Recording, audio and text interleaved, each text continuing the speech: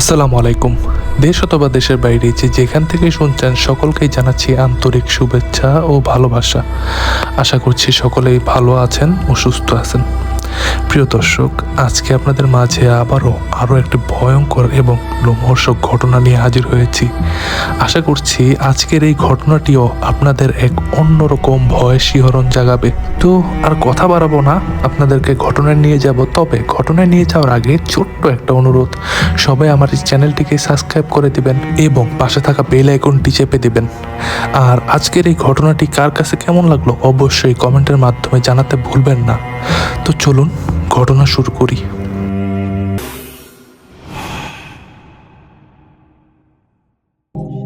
এখন যে ঘটনাগুলো শোনাবো, এই ঘটনাগুলো পাঠিয়েছেন মোহাম্মদ ইমন ভাই।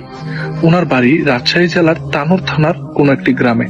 সঙ্গত কারণে উনি ওনার গ্রামের নাম শেয়ার করতে নিষেধ করেছেন। আসলে ঘটনাগুলো কেন বললাম, কারণ উনি ছোট ছোট 3টি ঘটনা পাঠিয়েছেন, আর আপনাদের সেই 3টি ঘটনা একত্রে আমি শোনাতে যাচ্ছি। আর এই ঘটনাগুলো একটা ঘটনা ঘটে ওনার খালুর সাথে, একটা ঘটনা ঘটে ওনার দাদার সাথে, এবং একটা ঘটনা ওনার ফুপুর বাড়ি কেন্দ্রিক। তো চলুন ঘটনায় যাওয়া যাক। প্রথমে যে ঘটনাটি বলবো, এই ঘটনাটি ওনার দাদুর সাথে ঘটেছিল। ওনার দাদু পেশায় একজন কৃষক। তো একদিন উনি সন্ধ্যাবেলা মাগরিবের নামাজ শেষ করে কোনো একটি কাজে উনি গিয়েছিলেন পাশের একটি গ্রামে। তো ওই কাজটি শেষ করতে করতে বেশ রাত হয়ে যায় এবং উনি ওই রাতেই বাড়ির উদ্দেশ্যে আবার রওনা করেন। এখন হয় কি, ওনাদের ওই দিক থেকে বাড়ি ফিরতে 2টা রাস্তা পড়ে। একটা রাস্তা মেইন সড়ক আর একটা রাস্তা বিলের মধ্যে দিয়ে। এখন মেইন সড়ক দিয়ে যেতে হলে অনেক বেশি সময় লাগবে, আর যদি ওই বিলের পথটা ধরেন তাহলে খুব অল্প সময়ের মধ্যেই উনি বাড়িতে পৌঁছাতে পারবেন। তো দাদা চিন্তা করলেন যে অনেকেই তো রাত হয়ে গেছে, তো শর্টকাটই একটা পথ ধরি। তো সেই চিন্তা করে উনি বিলের পথটা ধরলেন।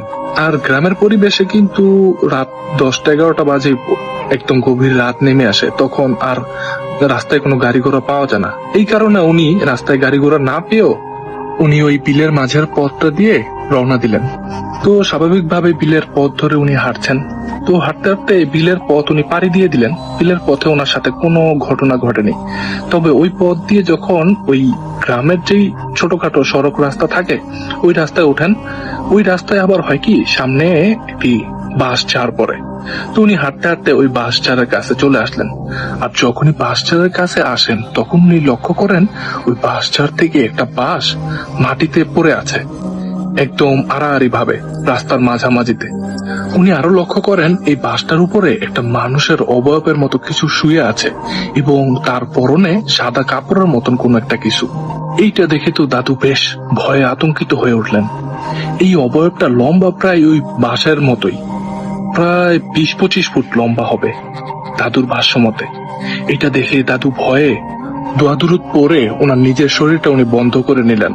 আর এরই মাঝে দাদু লক্ষ্য করলেন যে ওই বাঁশঝাড়টা একদম দুমড়ে মুচড়ে ভেঙে যাচ্ছে।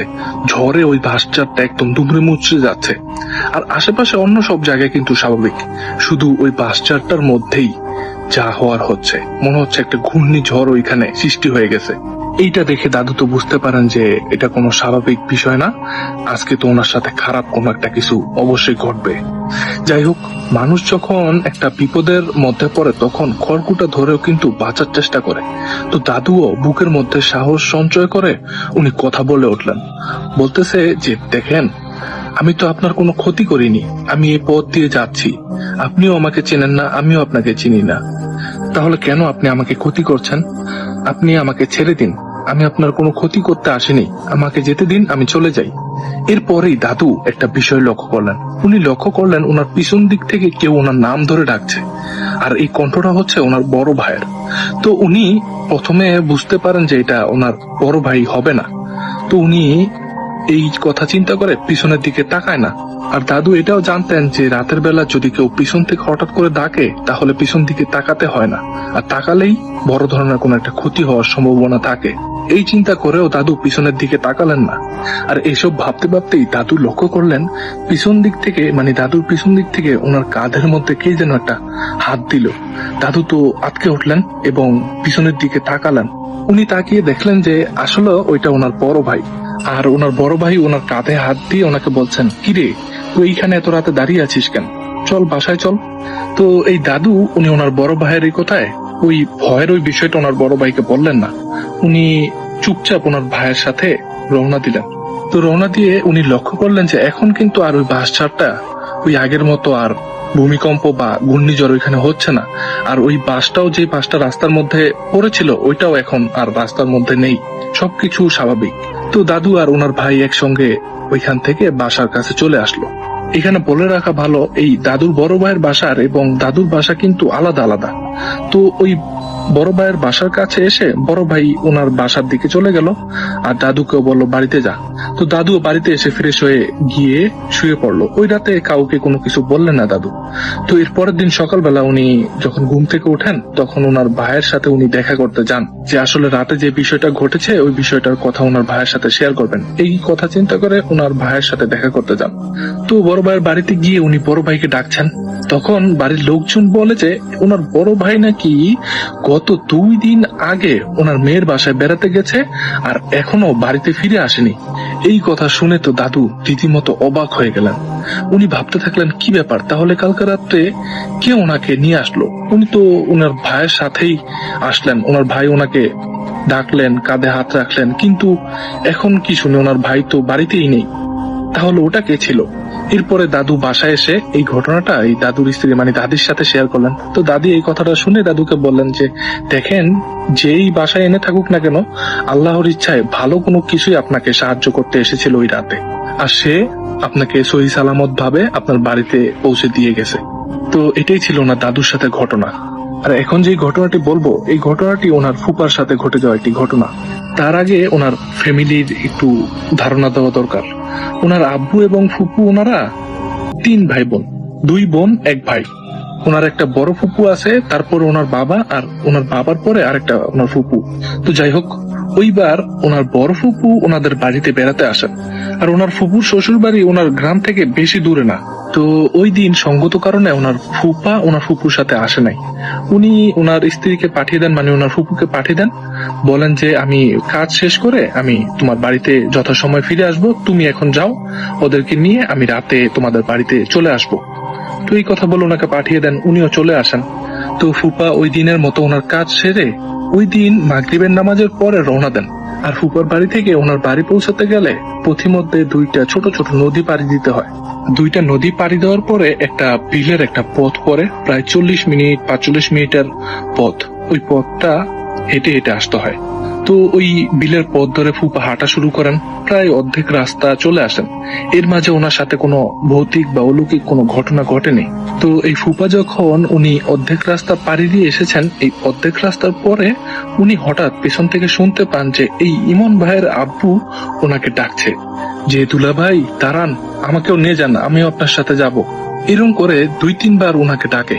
তো ওনার ফুপা উনি কিন্তু বেশ অবাক হয়েছেন, কি ব্যাপার, এত রাতে তো এই ইমন ভাইয়ের আব্বু ওই জায়গায় থাকার কথা না, তাহলে এটা তো কোনো স্বাভাবিক বিষয় না। এই ভেবে উনি আর পিছন দিকে তাকান না, কারণ উনিও জানতেন পিছন দিকে তাকালে কোনো একটা ক্ষতি হতে পারে। তো এইটা ভেবে উনি দ্রুত পা চালালেন, দ্রুত হাঁটা শুরু করলেন এবং উনি এরপরে সহি সালামত ভাবেই অনেক জলদি জলদি বাসায় চলে আসলেন। এবং বাসায় এসে ফ্রেশ ট্রেশ হয়ে উনি খাওয়া দাওয়া করে শুয়ে পড়লেন। এই ঘটনা উনি কিন্তু কাউকে ওই রাতে বললেন না, কিন্তু উনি যখন রাতে ঘুমায় পড়লেন তখন উনি একটা স্বপ্ন দেখতে পান। স্বপ্নটা হলো কোনো একটা অবয়ব ওনার স্বপ্নে এসে বলছে যে তোর ভাগ্যটা ভালো রে, তুই পিছন দিকে তাকালি না, যদি একটা বার পিছনের দিকে তাকাতি তাহলে তখনই হতো তোর শেষ সময়, ওই জায়গাতেই তোর ঘাড় মোটকে আমরা তোকে মেরে ফেলতাম। তো এই রাতে এই স্বপ্ন দেখে পরের দিন সকালবেলা উনি এই ঘটনা সবার কাছে বললেন।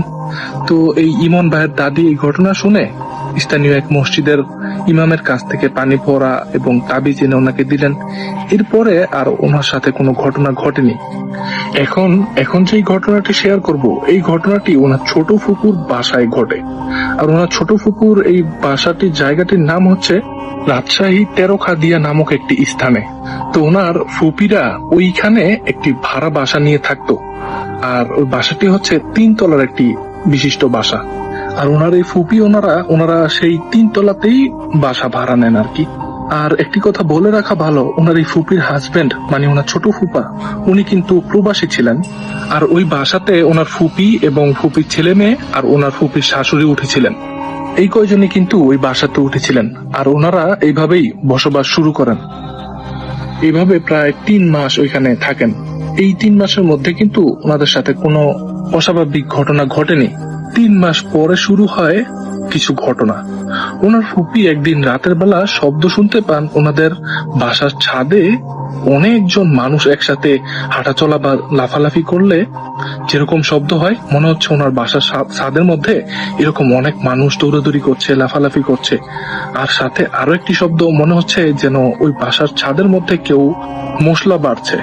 আর পাটাতে মশলা বাটলে যেরকম ঘরঘর ঘরঘর শব্দ হয় না, এরকম শব্দ ভেসে আসছে। তোমার ছোট ফুপু উনি বুঝতে পারছেন না আসলে এত রাতে ছাদের মধ্যে কি হাঁটাচলা করছে আর এরকম ভাবে মশলা বাটছে। আর এই মশলা বাটার শব্দ কিন্তু ওনাদের ঘুম ভেঙে গিয়েছিল। ওনার আর শুধু কিন্তু এই ফুপিরই ঘুম ভাঙেনি, এই সাথে কিন্তু ওনার ছেলে মেয়েরও ঘুম ভেঙে গিয়েছিল। আর তারাও এই শব্দ শুনতে পাচ্ছিল। তো এই শব্দ শুনতে পেয়ে ওই ফুপি কি করলেন, ওনার ছেলেকে নিয়ে ছাদে গেলেন যে আসলে দেখার জন্য এত রাতে কে এই ছাদের মধ্যে মশলা বাড়ছে আর এত রাতে দৌড়াদৌড়ি বা করছে কে। তো ওনারা ছাদে চলে গেলেন এবং ছাদের মধ্যে গিয়ে দেখেন আজব ব্যাপার, ছাদের মধ্যে কেউ নেই। তখন এই ফুপি কিন্তু বুঝতে পারলেন এটা কোনো স্বাভাবিক বিষয় না, কারণ এত দ্রুত কিন্তু ওইখান থেকে কোনোভাবেই কোনো মানুষের চলে যাওয়া সম্ভব না। তো ফুপু দ্রুত উনি ছাদ থেকে নেমে রুমের মধ্যে চলে আসলেন। আর ওই রাতে তেমন আর কোনো ঘটনা ঘটেনি, কিন্তু প্রতিনিয়তই কিন্তু এভাবে এই ঘটনাটি ঘটে যাচ্ছিল। ওনার ফুপি প্রথম দিকে ওই বাসাওয়ালাকে কিছু বলেনি, কারণ উনি মাত্র এই বাসাতে উঠেছিলেন আর একটা বাসা পাল্টানো কিন্তু অনেক ঝামেলার ব্যাপার। আর উনি ভাবছিলেন যেহেতু বাড়ির ভিতরে কিছু হচ্ছে না, ছাদের উপরে হচ্ছে, তাহলে হোক, সমস্যা কি। যাই হোক, এভাবেই অনেকদিন চলে যায়। এর মাঝে কি হয়, ওনার ছোট ফুপা উনি দেশে আসেন। আর সেই সুবাদে ওনারা এবং ওনার বড় ফুপিরা ওই ছোট ফুপির বাসায় বেড়াতে গিয়েছিলেন। তো ওই রাতে ওনার বড় ফুপা এবং ওনার বাবা একই রুমে ঘুমিয়েছিলেন। আর ওই রাতে ওনার বড় ফুপা একটা দৃশ্য দেখেন। উনি দেখেন ওই রুমের ফ্লোরের মধ্যে কিছু ছোট ছোট বাচ্চা খেলাধুলা করছে। আর উনি এটা দেখে ভাবতে থাকেন, কি ব্যাপার, এখানে বাচ্চা আসলো কোথা থেকে? আমি তো ঘরের যে দরজা এটা খুব ভালোভাবে লাগিয়েছি, তাহলে বাচ্চা তো আসার কথা না। উনি ভালো করে লক্ষ্য করলেন যে ওই জিনিসগুলা বাচ্চারা ছোট ছোট খেলনা নিয়ে খেলনা করার সময় একরকমের শব্দ হয়, কুটুর কাটুর এরকম শব্দ হচ্ছে। আর এই শব্দেই কিন্তু ওনার ঘুমটা ভেঙে গিয়েছিল। যাই হোক, এরই মাঝে আর একটা ভয়ঙ্কর ঘটনা ঘটে। এই বড় ফুবা উনি দেখলেন হঠাৎ ওই বাচ্চাদের মাঝে একটি বাচ্চা ওনার বুকের উপরে চেপে বসলেন, শূন্যের উপর সাই করে ভেসে এসে। আর যখন বাচ্চাটা ওনার বুকের উপর চেপে বসেন, তখন উনি লক্ষ্য করে দেখেন এই বাচ্চাটার চেহারা একটা বিভৎস চেহারা। উনি দেখে খুব ভয় পেতে থাকেন। উনি যেন চিৎকার দিবেন, চিৎকারটা কোনোভাবেই উনি দিতে পারছিলেন না। ওনার কাছে মনে হচ্ছে এই জিনিসটা ওনাকে এখনই একদম মেরে ফেলবে। উনি অনেক কষ্ট করে একটা চিৎকার দেন এবং চিৎকার দেওয়ার পরে ওনার আর কিছু মনে নেই। অবাক করা বিষয় হলো, ওই রাতে উনি যেন এরকম একটা চিৎকার দিলেন, ওনার এই চিৎকার কিন্তু কেউ শুনতে পায়নি। এই বড় ফুপার সাথে থাকা এই ইমন ভাইয়ের আব্বুও কিন্তু শুনতে পায়নি। পরের দিন সকালবেলা ওনার ঘুম যখন ভাঙে, উনি তো অজ্ঞান হয়ে গেছিলেন, ওনার জ্ঞান ফিরে আর কি, মানে স্বাভাবিকভাবেই ওনার জ্ঞান ফিরে। তখন এই ঘটনাটা সকলের কাছে বলেন। তখন ওই সকলে অনুমান করেন যে যেই জিনিসটা ওনার বুকের উপরে চেপে বসেছিল, ওই জিনিসটা হয়তোবা কোনোভাবে ওই শব্দটা, ওই জিনিসটা মানে খেয়ে ফেলেছে, অন্যদের কাছে এই শব্দটা পৌঁছাতে দেয় নাই।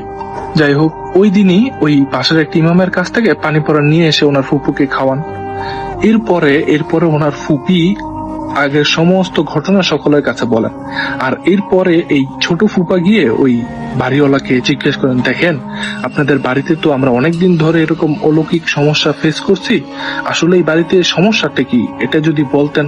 তখন এই বাড়িওয়ালা ওনাদেরকে বললেন সে এই যে এই বাড়ির যে এই জায়গাটা যুদ্ধের সময় পাকিস্তানিরা ওই জায়গাতে নাকি অনেক মানুষকে হত্যা করে ওই জায়গায় পুঁতে রেখেছিল। আর এই জায়গাটার উপরেই নাকি এই বাড়িটা এই বাড়িওয়ালারা নির্মাণ করেছে। আর এই কারণে এখানে অনেক ধরনের অলৌকিক ঘটনা ঘটে। আর এই বাড়িতে কোনো ভাড়াটিয়াই বেশি দিন টিকতে পারে না। আসলে এই বাড়িওয়ালা উনি এই বিষয়টা লুকিয়ে গিয়েছেন এই ভয়ে, যেন ওই বাড়িতে কোনো ভাড়াটিয়া আসলে এই কথা শুনলে তো আর বাড়ি ভাড়া নিবে না। এই কারণে উনি কোনো ভাড়াটিয়াকে এই কথা বলে না। কিন্তু অলৌকিক ভাবে এই ধরনের ঘটনা ঘটতে থাকে, এই কারণেই ওই বাড়িতে বেশি দিন কোনো ভাড়াটিয়া টিকে না। যাই হোক, ওনার ফুপা ফুপি এই কথা শুনে এরপরেই ওই বাড়িটা ওনারা ছেড়ে দেন এবং অন্যত্র ওনারা চলে যান। আর এখন ওনারা অন্য জায়গায় আছেন এবং ওনারা ভালো আছেন। ওনাদের সাথে আর এরকম কোনো ঘটনা ওনারা ফেস করে না।